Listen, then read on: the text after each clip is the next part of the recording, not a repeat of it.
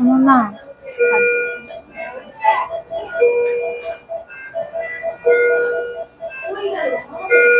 নমস্কার। আদ্রিতির সিচুয়েশন তো আপনারা দেখতেই পাচ্ছেন।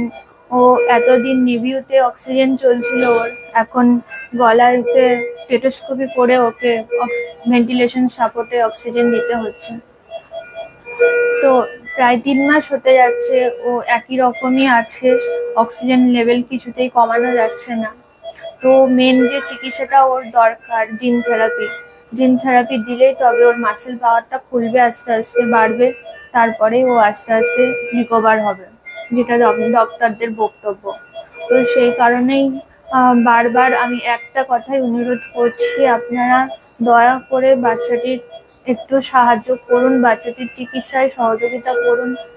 প্রায় 3 মাস হয়ে গেল, বুঝতেই পারছেন একটা আইসিইউর খরচ কতটা হতে পারে। পার ডে রেগুলার বেসে যে খরচ, আবার মেডিসিন খরচ, রিপোর্ট খরচ, আমরা সাধারণ পরিবার আর টানতে পারছি না।